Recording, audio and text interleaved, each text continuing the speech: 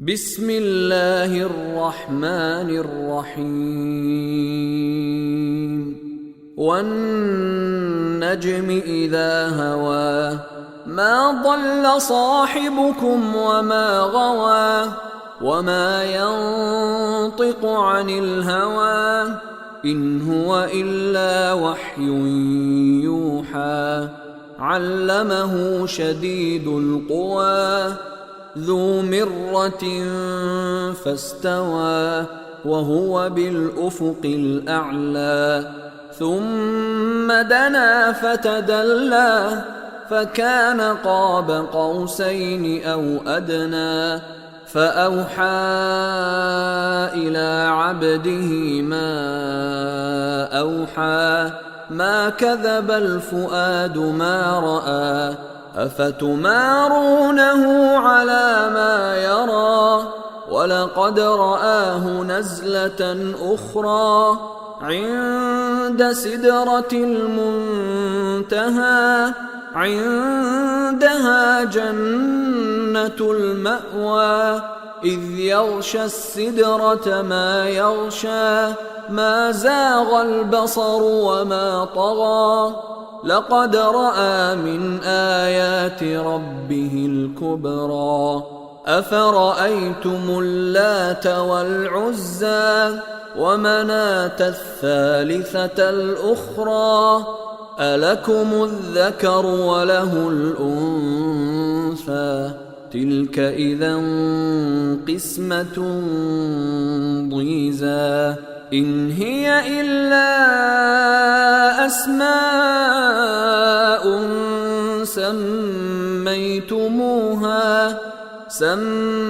سميتموها أنتم وآباؤكم ما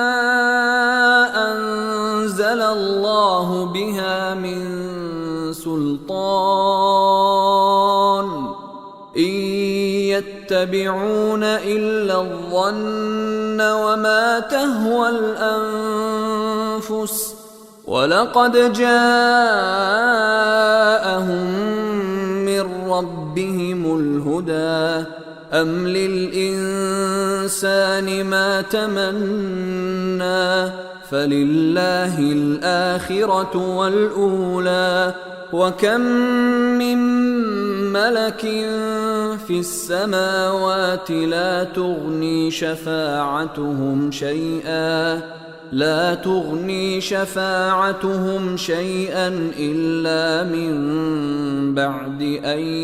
يأذن الله لمن يشاء ويرضى إن الذين لا يؤمنون بالآخرة ليسمون الملائكة تسمية الأنثى وما لهم به من علم إن يتبعون إلا الظن وإن الظن لا يغني من الحق شيئا فأعرض عمن تولى عن ذكرنا ولم يرد إلا الحياة الدنيا ذلك مبلغهم من العلم إن ربك هو أعلم بمن ضل عن سبيله وهو أعلم بمن اهتدى ولله ما في السماوات وما في الأرض ليجزي الذين أساءوا بما عملوا ويجزي الذين أحسنوا بالحسنى الذين يجتنبون كبائر الإثم والفواحش إلا اللمم إن ربك واسع المغفرة هو أعلم بكم إذ أنشأكم من الأرض وإذ أنتم أجنة في بطون أمهاتكم فلا تزكوا أنفسكم هو أعلم بمن اتقى أفرأيت الذي تولى وأعطى قليلا وأكدى أعنده علم الغيب فهو يرى